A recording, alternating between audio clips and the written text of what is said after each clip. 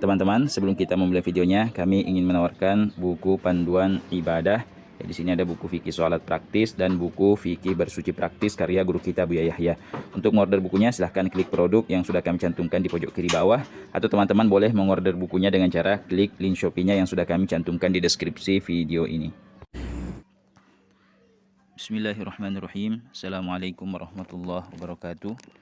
Alhamdulillah alladzi akramana bi syahri Ramadan wa ja'alana min ahli siyami wal qiyam. Wassalatu wassalamu ala afdalis shaimin wa ahsanil qaimin sayyidina Muhammadin wa ala alihi wa ashabihi. Sahabat beriman dan kepada seluruh pemirsa sahabat Quran online dimanapun Anda berada, insyaallah pada video kali ini kami kembali ingin membacakan sebuah pertanyaan yang masuk di admin Quran online. Adapun pertanyaannya, Assalamualaikum Pak Ustadz, saya mau bertanya, benarkah di dalam sholat subuh kita dilarang membaca surah Al-Ikhlas atau kulhu, ya maksudnya kulhu Wallahu ahad, dan kita juga berdosa? Mohon dijawab.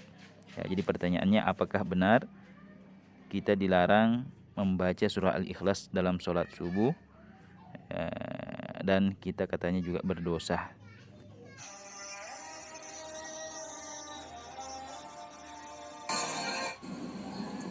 Waalaikumsalam warahmatullahi wabarakatuh. Alhamdulillah kepada saudara atau saudari yang bertanya dimanapun Anda berada. Ya, jadi pernyataan yang sebagaimana saudara atau saudari sampaikan tadi, bahwa orang yang sholat subuh lalu kemudian membaca surah Al-Ikhlas dan surah An-Nas setelah membaca surah Al-Fatihah, itu sholatnya tidak sah dan bahkan dia mendapatkan dosa, maka kami katakan bahwa pernyataan itu tidaklah benar. Ya, pernyataan itu tidaklah benar. Ya, hal ini belum pernah kita dengarkan dari manapun.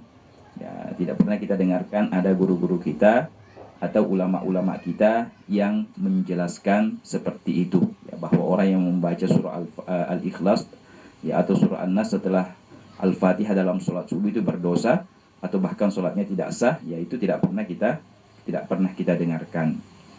Ya, jadi Rasulullah Shallallahu Alaihi Wasallam ya di dalam sholat subuh ya Rasulullah pernah membaca surah yang panjang, ya seperti ketika subuh hari Jumat. Ya, Rasulullah biasa membaca surah As-Sajdah di rakaat pertama, ya, yang panjangnya itu kurang lebih 3 halaman. Ya, kemudian di rakaat kedua, ya, di rakaat pertama baca itu tadi rakaat surah As-Sajdah, ya, kurang lebih 3 halaman. Kemudian di surah yang di rakaat yang kedua Rasulullah membaca surah Al-Insan, ya, yang kurang lebih ya itu panjangnya 2 halaman. Ya, jadi Rasulullah pernah membaca surah panjang seperti itu. Ya, sehingga kita juga di subuh Jumat itu dianjurkan atau disunnahkan, ya tentunya bagi orang yang bisa, ya disunnahkan untuk membaca surah As-Sajdah dan surah Al-Insan di subuh hari Jumat. Ya, karena Rasulullah ya sering melakukan hal yang demikian itu. Ya, kemudian yang kedua, Rasulullah juga pernah membaca surah yang sedang. Ya, di dalam sholat subuhnya Rasulullah juga pernah membaca ya surah yang sedang, ya, seperti surah Wasyamsi Wadduhaha, ya, dan ya, yang sejenis itu.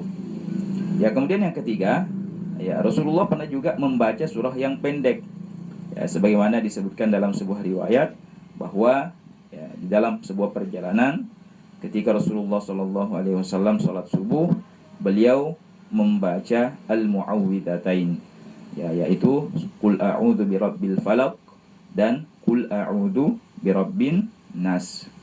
Ya, jadi ya ini maknanya bahwa membaca surah setelah surah Al-Fatihah ya di dalam semua sholat kita, ya termasuk sholat subuh, itu kita bebas memilih atau membaca surah atau ayat yang mana saja yang kita bisa.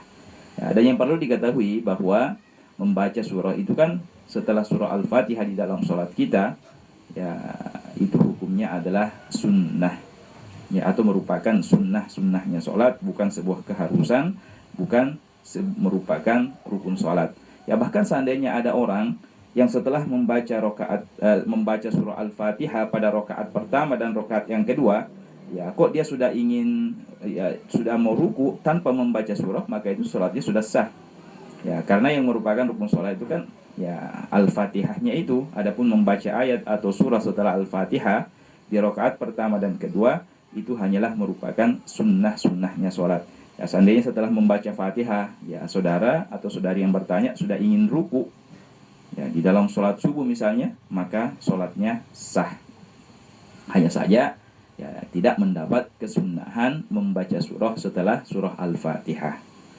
Ya, apalagi sampai mengatakan berdosa, ya itu tidak pernah kita dengarkan. Itu ya dari mana ya, orang yang mengucapkan seperti itu. Ya ini ya, menakut-nakuti ya khususnya teman-teman yang pemula. Ya jadi kami sekali lagi menegaskan bahwa pernyataan itu tidaklah benar. Ya apalagi kalau pemula, ya bisanya hanya kulhu, ya kul a'udzu birabbil falaq, ya kul a'udzu birabbin nas, maka itu saja yang dibaca. Ya itu saja yang dibaca. Ya jadi demikianlah kepada saudara atau saudari yang bertanya. Semoga menyimak video ini. Ya, lebih dan kurangnya kami mohon maaf. Wassalamualaikum warahmatullahi wabarakatuh.